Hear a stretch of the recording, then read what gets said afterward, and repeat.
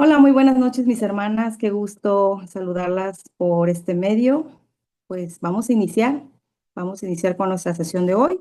Así que les invito a orar conmigo. Vamos a dar gracias al Señor por este tiempo y pues pedir la dirección de su Espíritu Santo. Padre, en esta noche te doy muchas gracias por la oportunidad que tú nos das de poder conectarnos, pero también, Señor, por disponer nuestro corazón para asirnos de tu palabra, para escuchar tu palabra.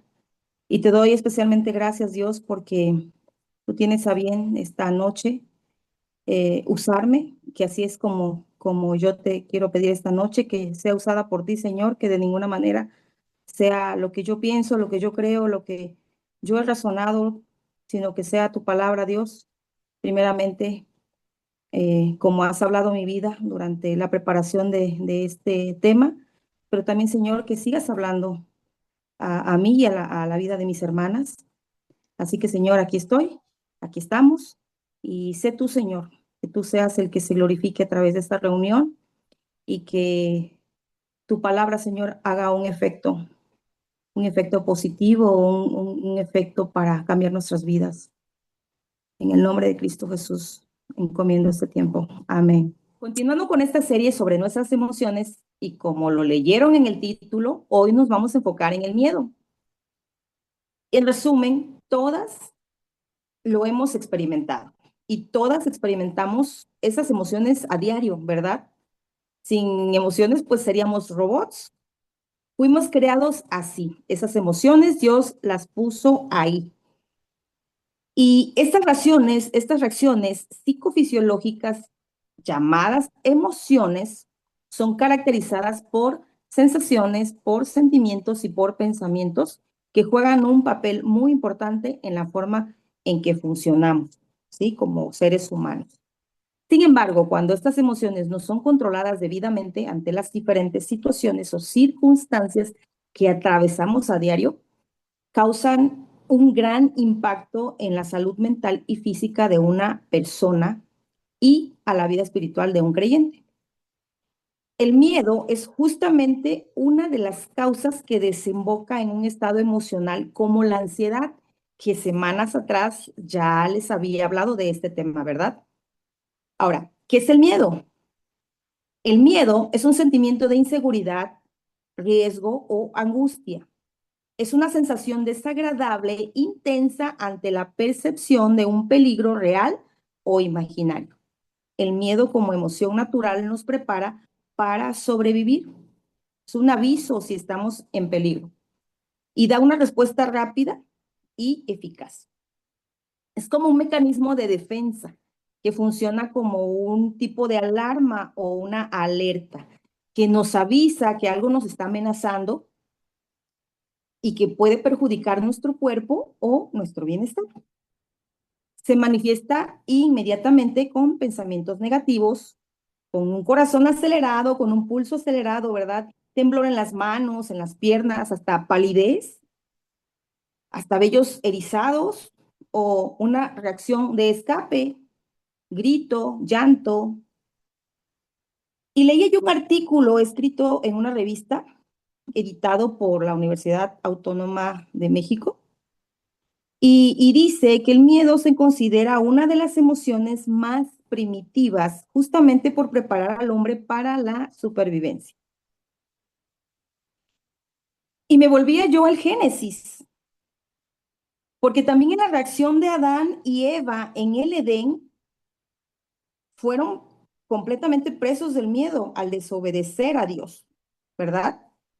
Y es que el miedo se manifiesta de forma cognitiva porque los pensamientos vienen, ¿verdad? Y vienen imágenes acerca de ese estímulo, de ese objeto que nos está causando miedo o de esa situación que tememos. También vienen reacciones fisiológicas. El miedo se manifiesta de una manera fisiológica, habiendo, como les decía yo, cambios corporales que originan sensaciones, pues la mayoría, ¿verdad?, desagradables. También se manifiesta de una manera conductual. Origina acciones o estímulo como paralizarse, como llorar, como la huida. Y otra forma en la que el miedo se manifiesta también es de manera neuronal, respecto a lo que no activamos de manera consciente. No decidimos tener miedo. Como les decía yo, esta es una reacción natural. Se activa la adrenalina, se activa la noradrenalina, se libera el cortisol y aumenta la frecuencia cardíaca y el cuerpo se prepara para la lucha o para la huida. Aquí es donde entran los inhibidores de los que hablábamos hace unas semanas atrás, los neurotransmisores, para la calma y para bloquear el miedo. Y el GABA y la serotonina, pues unos de esos neurotransmisores o sustancias químicas que ayudan a regular esta emoción. Por esto retomaba el ejemplo de Adán y Eva de Génesis 3. Ustedes lo recuerdan. ¿En qué estado estaban? Como les decía, al saberse que habían desobedecido, estaban llenos de miedo. ¿Por qué? Porque habían desobedecido una instrucción directa de su creador, porque el miedo que experimentaban estaba directamente relacionado con la desobediencia. Y yo no sé, digo, todas podemos tener episodios, recuerdos quizás de nuestra niñez, aún de nuestra adultez, en la que no, en los que nos hemos encontrado así, con miedo. Y bueno, Adán y Eva ciertamente sí se vieron desnudos y sintieron vergüenza como parte del miedo. Pero el miedo descontrolado desembocó en un episodio de ansiedad, como se los explicaba yo anteriormente. Estaban sudorosos, con palpitaciones a más de 100 quizá, ¿no? Con sobresalto, con vergüenza ante su desnudez, pero con terror ante la justicia de Dios. ¿Nos hemos sentido así? Yo sí, yo sí me he sentido así. El autor de Hebreos dice, en Hebreos 10:31, horrenda cosa es caer en manos del Dios vivo. Para los que están en continua desobediencia, podría ser un miedo permanente, ¿no cree? Para los que están como Adán y Eva, desobedeciendo quizá ocasionalmente, sabiendo que le hemos fallado a Dios, ¿qué puede venir a nuestra mente? Puede venir miedo, ¿verdad? Adán y Eva solo escucharon a Dios que se movía por el lugar. No sé, me imaginaba yo cuando uno está en un estado de alerta porque escuchaste el ruido en la hojarasca o porque, no sé, viste un animal muy grande, no lo sé, pero así es como imagino ese miedo porque temes al ataque, ¿verdad? Pero en este caso, Adán y Eva estaban temerosos con solo escuchar a Dios que se movía por el lugar. Tenían, tenían temor de enfrentarlo, porque como les decía, ellos ya estaban con un miedo completamente descontrolado, así que no razonaron mucho y entonces se escondieron, ¿verdad? Porque cuando uno cae en un estado completamente irracional, se pierde el control. Ya no se piensa racionalmente. Esto precisamente es lo que causan las emociones descontroladas. Ellos se escondieron de Dios con la mente completamente dominada ante un estado emocional como la ansiedad. Pero Dios todo lo ve, todo lo sabe. Y ellos en ese momento, pues, no estaban pensando mucho. Ahora, leí en una revista de una asociación contra el cáncer, es una revista española que se llama AEC, que las emociones son experimentadas de manera particular por las personas, dependiendo de sus experiencias, su aprendizaje o contexto de vida, haciendo que cada persona perciba o interprete de forma individual y particular cada emoción. No necesariamente es igual a los demás. ¿Qué quiero decir con esto? O sea, lo que te puede causar miedo a ti es probable que a mí no. No sé. Yo le tengo aversión a las serpientes. Yo veo serpientes porque sí las veo, pero me causan una aversión, no sé, es un sentir desagradable. Y tú me puedes decir, oye, Marta, pues no es para tanto, son serpientes, son bonitas, es más, yo me la enrollo en el cuello, ¿no? Entonces, eso que a mí me causa no es lo mismo que te causa a ti. De hecho, si pensamos en En el ejemplo de una familia que acaba de perder un familiar, vamos a ver, por ejemplo, que no todos llevan un dolor igual. Algunas personas dirán, ay, es que tú querías menos a mi papá y por eso no sientes lo que yo siento. Pero a eso se refiere esta explicación, justamente, que no todos tenemos la misma reacción ante la misma emoción. Y un ejemplo en la Biblia es el miedo de David hacia Saúl, en 1 Samuel 23:15. David temía a Saúl porque literalmente Saúl lo perseguía para matarlo, lo quería muerto y David sabía que en cualquier momento lo iba a intentar. Entonces él estaba siempre con esa emoción del miedo asaltándole. Sin embargo, también Saúl tenía miedo de David. En 1 Samuel 18, del 12 al 16, dice que Saúl sabía que el Señor lo había abandonado y que estaba con David. Veía el éxito de David y temía, le tenía miedo y su miedo era un miedo real. Pero siguiendo con lo escrito en este artículo, también decía que cuando se mantiene un pensamiento negativo en la mente por un minuto, el sistema inmunitario se debilita por 5 horas. Me pareció bastante interesante, porque al quedar debilitado por esas horas, queda en una situación vulnerable y expuesto. Imaginen si esa emoción descontrolada se queda por más tiempo que eso, ¿no? Y dice el artículo también que cuando el sistema inmune queda expuesto, pues se es propenso hasta de adquirir una gripe, un resfriado, un simple resfriado. Entonces, no se diga el demasiado estrés que provoca que los neurotransmisores, o sea, esas sustancias químicas que libera nuestro cuerpo, esos inhibidores, pues funcionen a 1000 por hora, o sea, no funcionan óptimamente como deberían normalmente. Eso se los expliqué anteriormente. Entonces, la convivencia con una persona que vive con miedo puede ser quizá difícil de entender. Tienden a magnificar, tienden a exagerar, porque esas personas siempre están en perdón, en estado de alerta, con ansiedad, con fobias, o hasta llegan a tener trastornos de pánico. Ahora, veamos un ejemplo bíblico. En Números capítulo 13, yo se los voy a leer en la Reina Valera. El capítulo 13, versículo 1 y 2 dice, y Jehová habló a Moisés diciendo, envía tú hombres que reconozcan la tierra de Canaán, la cual yo doy a los hijos de Israel. De cada tribu de sus padres enviaréis un varón, cada uno príncipe entre ellos.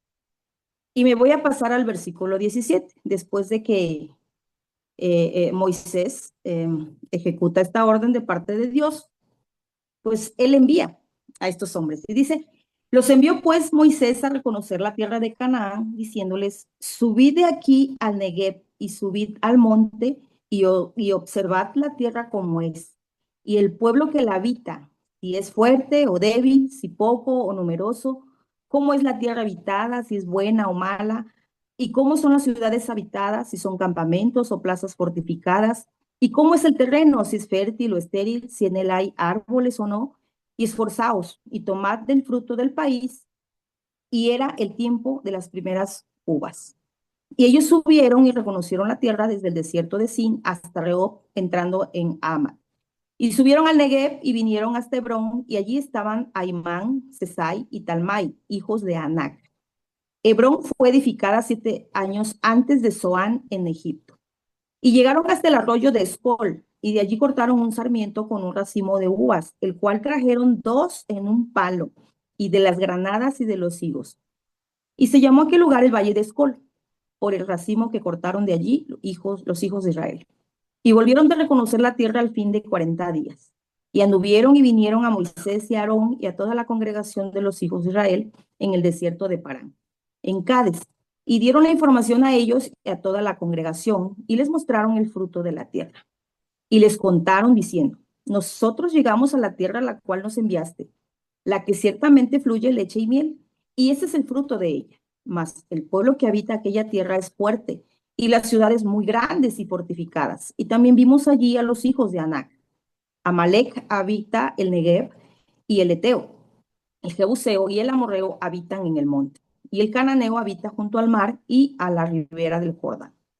Entonces Caleb hizo callar al pueblo delante de Moisés y dijo, subamos luego y tomemos posesión de ella, porque más podremos nosotros que ellos. Mas los varones que subieron con él dijeron, no podremos subir contra aquel pueblo, porque es más fuerte que nosotros.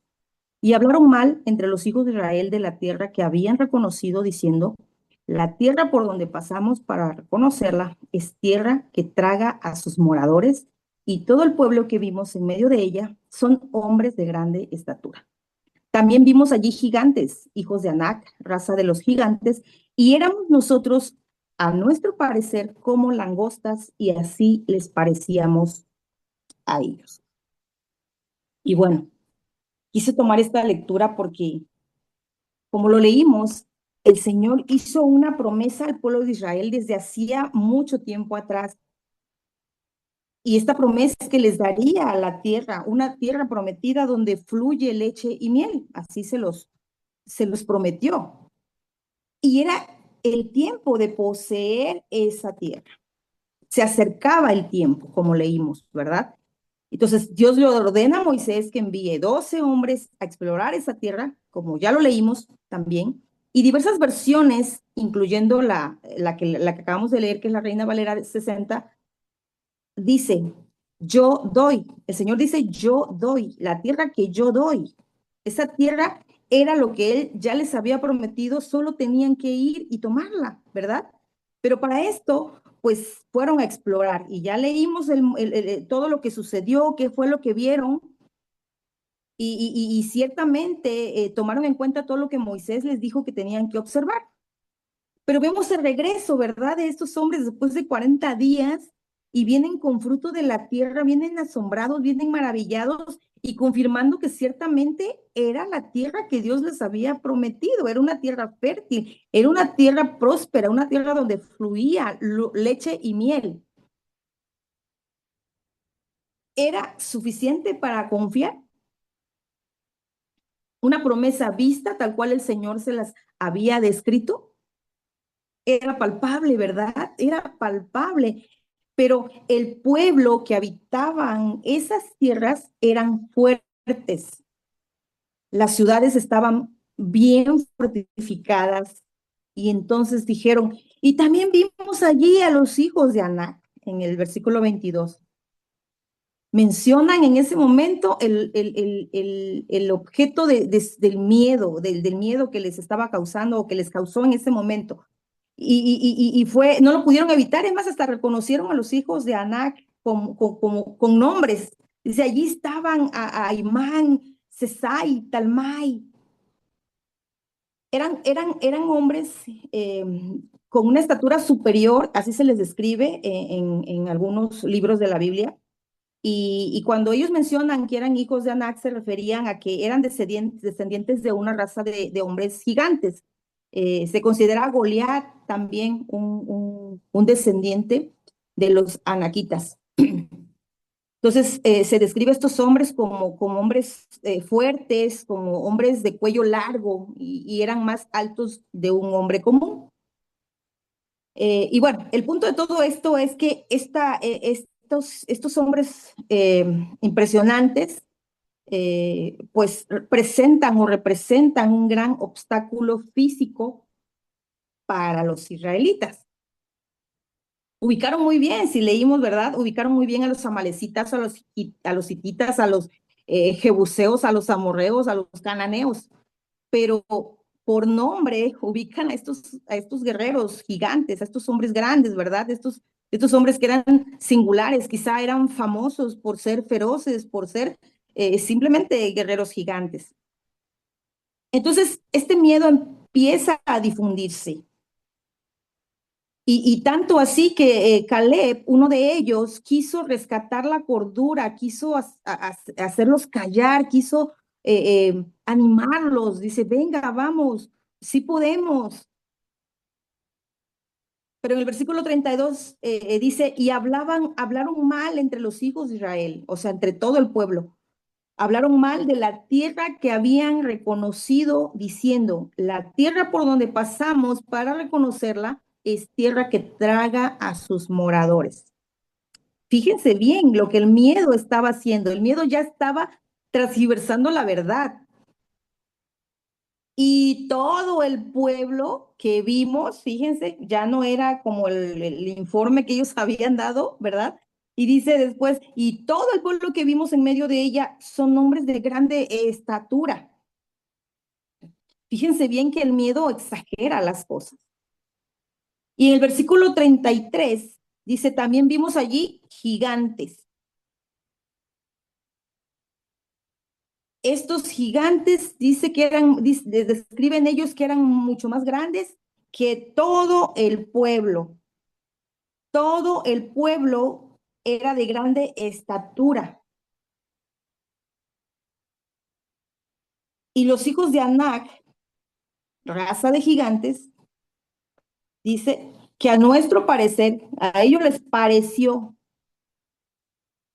que ellos los veían como langostas. Fíjense, era una percepción simplemente basada o interpretada quizá por cómo se sintieron ellos observados o quizá cómo los miraron. Entonces ya no eran tres, ya no eran unos pocos, ya eran muchos. Dice que todo el pueblo eran como gigantes, ¿verdad? Y bueno, no sé si a ustedes les ha pasado.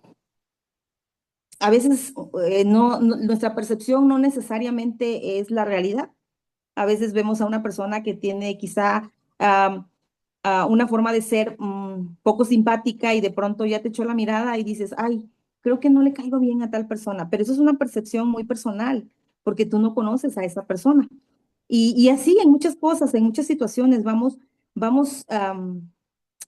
sintiendo de acuerdo a lo que percibimos y no necesariamente es real. Entonces, esta opinión es una construcción compleja y subjetiva. Nosotras mismas nos autopercibimos también de diferentes maneras. Algunas dicen, ay, yo soy muy habladora. Ah, pues yo soy muy seria. Alguna otra dirá, yo soy simpática. Y a veces como nosotros nos autopercibimos, no necesariamente la gente que nos ve percibe lo mismo, ¿verdad? Pero bueno, no siempre se coincide en cómo nos ven los demás, a eso me refiero. Pero en fin, la percepción de estos hombres presos del miedo no se lo quedaron para sí mismos, sino que empezaron a difundirlo. Caleb les dice, no se paralicen, no se preocupen, podemos conquistar esta tierra.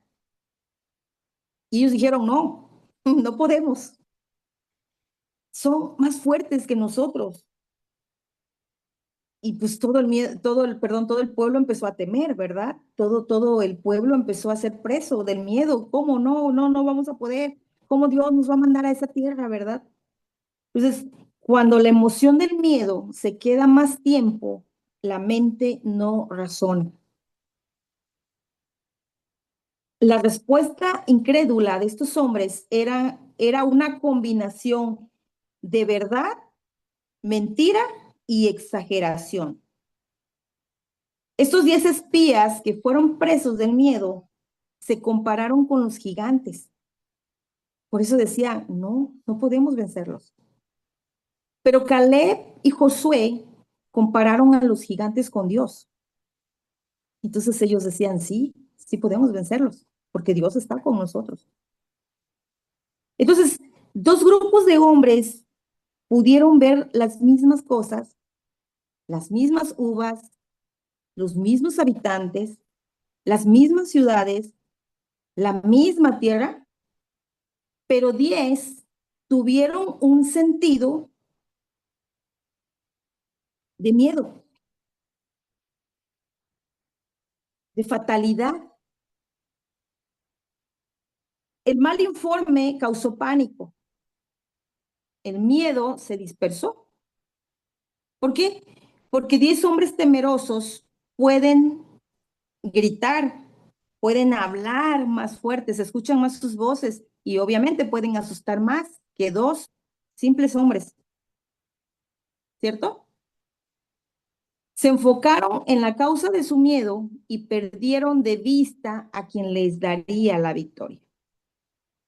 Pero esto es muy típico y es normal cuando nos dejamos llevar por las noticias, ¿verdad? De pronto no está pasando gran cosa, pero ya alguien empezó a difundir una noticia falsa y de pronto, oye, ¿ya escuchaste? No, pero no, yo no sabía. No, mira, viene esto, aquello. Y entonces esto se empieza a difundir, aunque esas noticias sean falsas.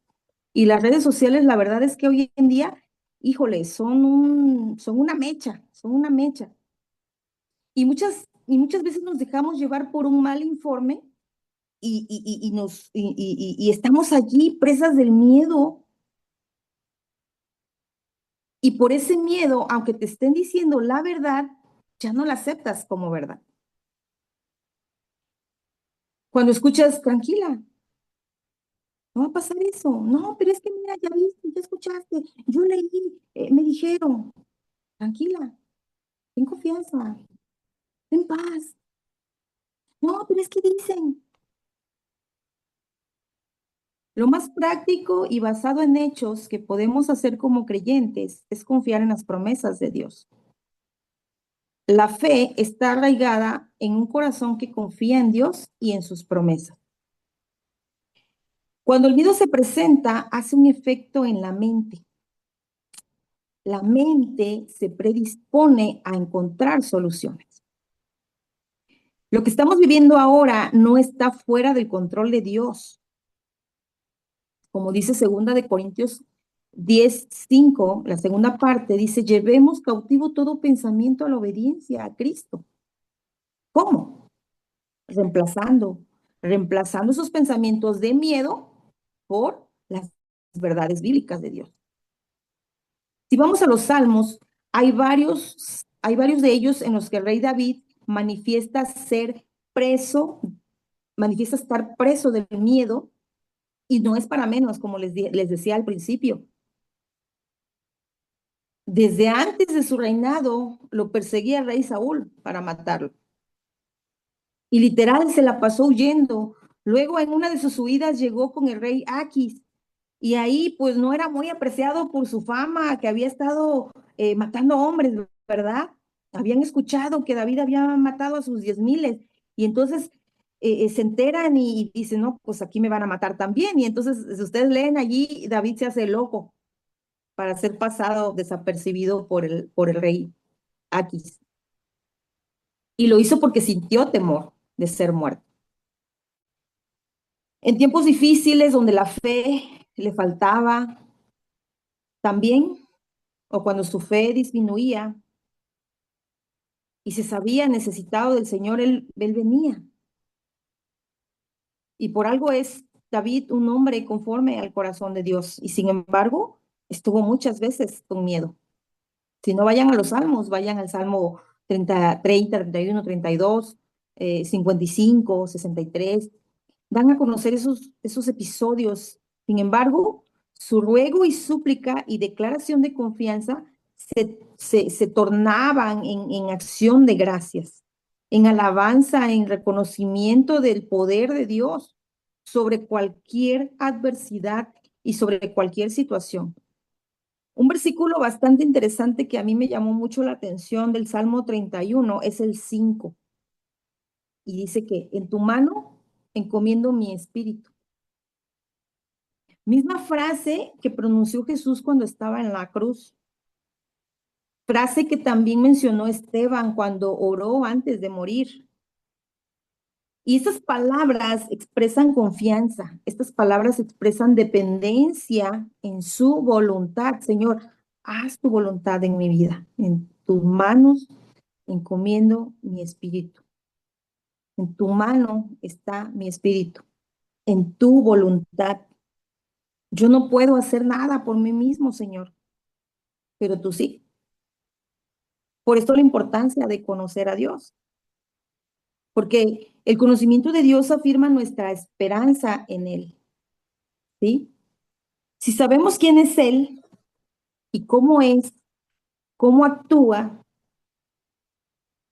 Enfrentar el miedo quizá va a debilitar nuestra fe, pero por un poco de tiempo, porque sabemos quién nos protege.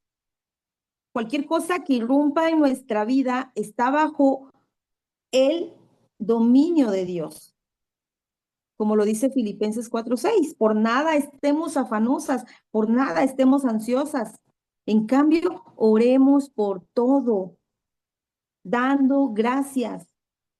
Aunque todavía no recibamos, no se resuelva la situación, siempre demos gracias por la voluntad de Dios para nuestra vida. Alabando como lo hacía el rey David, Salmo 31:7 dice, me gozaré y alegraré, porque Él conoce nuestra alma.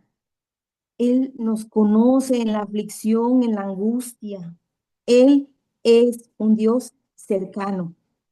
Así como la paz regresa a nuestra alma en un episodio de angustia, así es ese Dios que nos los da, ¿sí? Eso me refiero, que es así de rápido. El miedo va a llegar como una reacción natural porque estamos hechas de emociones, pero esa paz va a regresar a nuestra alma tan inmediatamente como saber que el Señor está cercano a nosotros, ¿sí? Y cualquier miedo, cualquier angustia va a desaparecer, no nos va a paralizar. Tú y yo no estamos solas y no podemos solas. Dice Isaías 41:10, no temas porque yo estoy contigo, no desmayes porque yo soy tu Dios que te esfuerzo, siempre te ayudaré, siempre te sustentaré con la diestra de mi justicia. Esto lo dice el Señor al pueblo de Israel en el contexto de que se encontraban bajo el exilio babilónico. Así que tenían motivos para tener miedo, ¿verdad? Pero ellos no iban a poder solos. El Señor les dice, no, no van a poder, pero no teman porque yo voy a estar ahí con ustedes. Así que ni tú ni yo vamos a poder solas. Pero el Señor nos está diciendo, yo soy el que te esfuerzo. Es Él el que nos hace fuertes. Dice David en el Salmo 28:7, la primera parte, se los voy a leer en la Nueva Versión Internacional. El Señor es mi fuerza y mi escudo. ¿De quién es la fuerza? Pues el Señor. Segunda de Corintios 12:9 dice el apóstol Pablo, y me ha dicho, dice el apóstol, sobre una petición que le hizo al Señor. Y el Señor me ha dicho, bástate mi gracia porque mi poder se perfecciona en la debilidad. Y sigue diciendo Pablo en el versículo 10, se los voy a leer en la traducción en lenguaje actual. Me alegro de ser débil, dice Pablo, pues eso es lo que me hace fuerte. Reconocer que soy débil es lo que a mí me hace fuerte. Entonces, cuando al apóstol se le acababan las fuerzas por ser insultado, por ser perseguido, por las necesidades y dificultades que se le presentaban por el ministerio, por la causa de Cristo, él se debilitaba como tú, como yo. Pero dice, si el Señor me ha dicho esto, bástate mi gracia, porque es en mi debilidad donde su poder se va a manifestar, es en mi debilidad donde su poder se va a dar a conocer, se va a perfeccionar. Así que, venga, durante la dificultad, esos enemigos que me persiguen, ese miedo que me asalta, decía David, decía el apóstol Pablo y todos esos hombres de Dios y nosotras también hoy abracemos estas verdades, no dejándonos llevar hacia un estado de ansiedad donde, hermana, es menos probable que nos demos cuenta que el Señor está cerca y vamos a fijarnos más en esos gigantes. Sin embargo, aún en la ansiedad, el Señor está cerca. El Señor continúa ahí. Dice el salmista en Salmo 34, 17, 19 al 19, dice, el Señor oye a los suyos cuando claman a Él por ayuda. los rescata de todas sus dificultades. El Señor está cerca de los que tienen quebrantado el corazón. El Señor está cerca cuando tenemos miedo, hermana. Él rescata a los de espíritu destrozado. O sea, aunque ya estemos presas del miedo, con esas palpitaciones, con ese pulso acelerado, dice el versículo 19, la persona íntegra enfrenta muchas dificultades, pero el Señor llega al rescate de cada ocasión. La persona íntegra, esa persona que reconoce al Señor, esa persona que admite que necesita ayuda y que depende de Él. Esa persona no es exenta. Dice, esa persona íntegra enfrenta muchas dificultades, pero no estamos solas. El Señor llega al rescate de cada ocasión. Y esta última frase de esta porción es interesante y espero que sea un aliciente para mí y para ti esta noche, porque Él va a venir a mi rescate, Él va a venir a tu rescate cuando más lo necesitemos, cuando sintamos que nuestras fuerzas no nos alcanzan. Pensaba en esas ocasiones especiales en las que literal el Señor ha venido a fortalecernos, el Señor ha sido nuestra fuerza, el Señor ha sido esa fuerza extra. ¿Y por qué digo que extra? Porque son fuerzas que no están dentro de nuestra capacidad física o mental diaria, pues. No es una fuerza que experimentemos diariamente o cotidianamente. Por ejemplo, una enfermedad grave.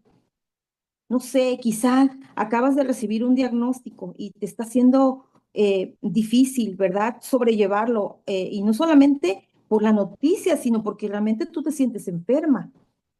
Sin embargo, se requiere una fuerza mental que no es común.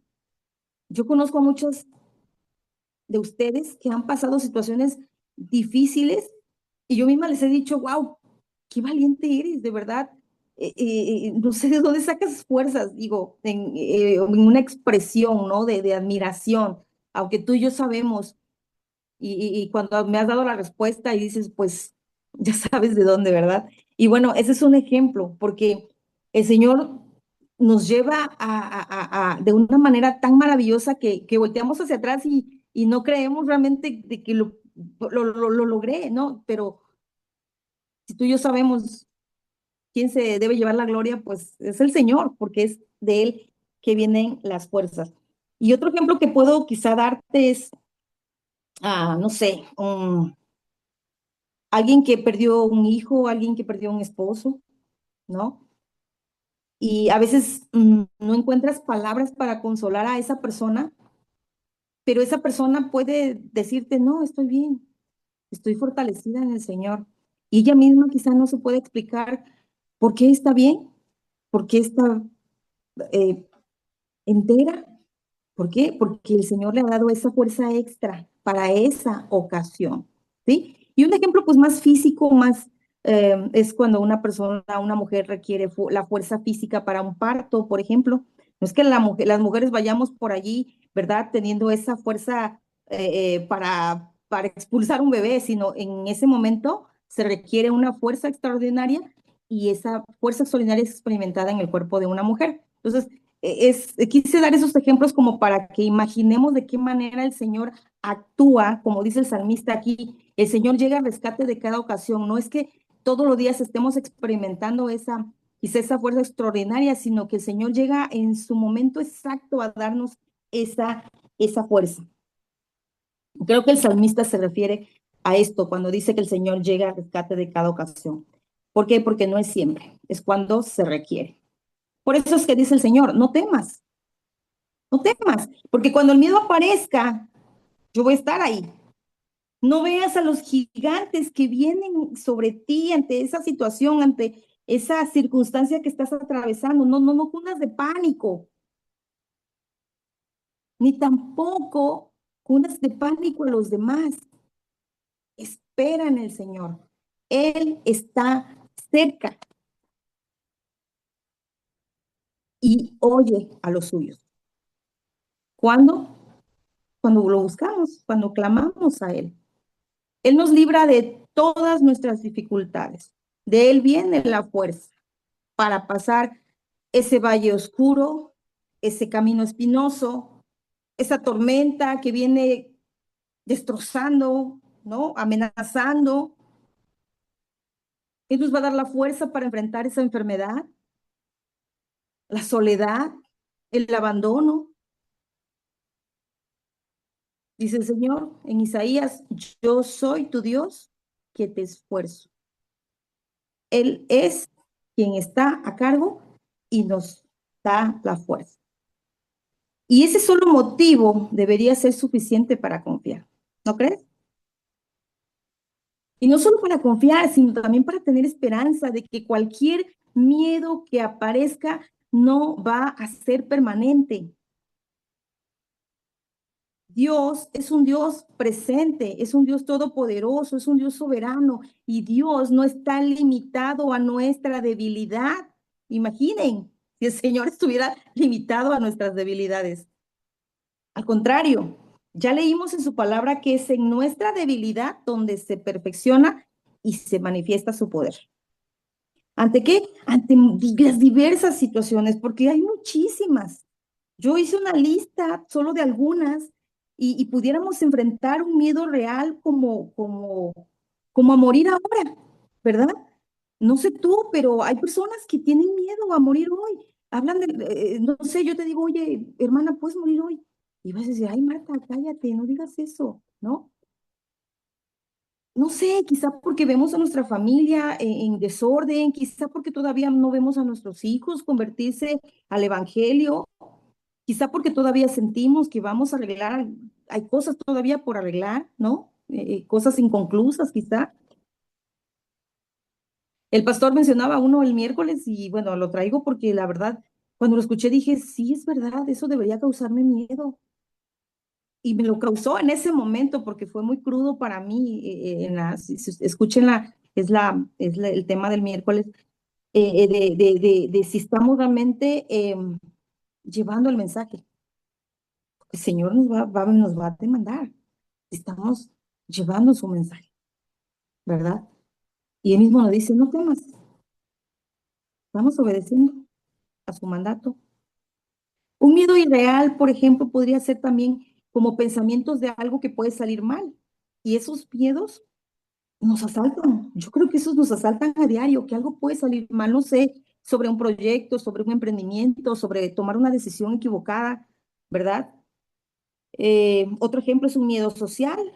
El miedo social ataca a veces cuando no nos importa lo que los demás piensen de nosotros.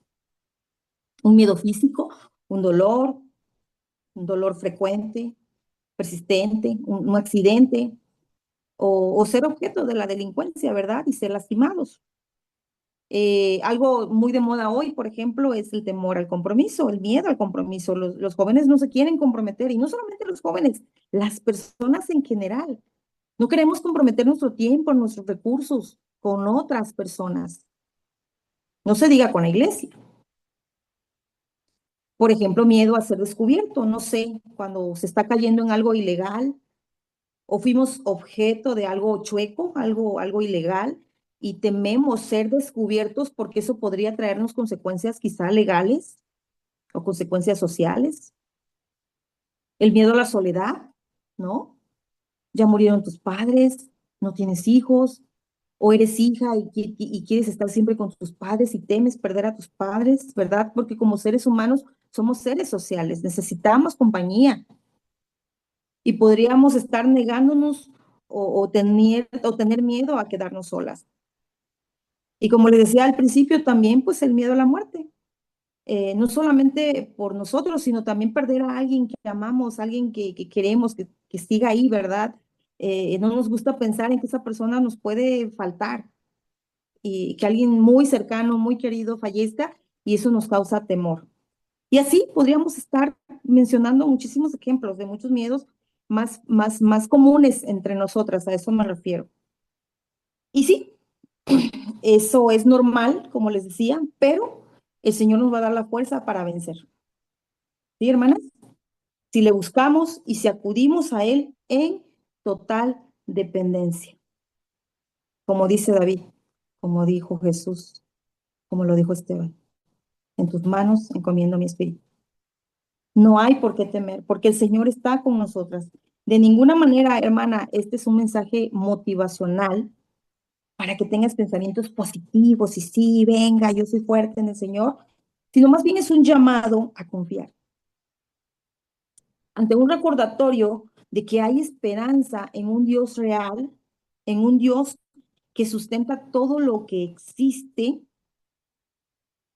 como lo dice Isaías 41:10, se los leo en la Nueva Traducción Viviente, perdón, Isaías 44:10.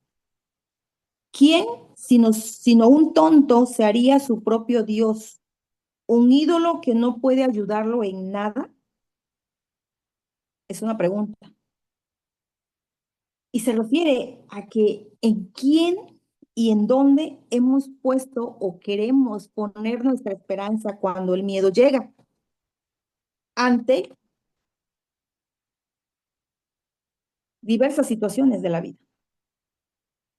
Y no pensemos, como lo dice aquí el texto, no pensemos en que un ídolo puede ser una imagen de piedra o de madera, porque les diré, aún los que le oran, no sé, al santo de su devoción, viven con miedo.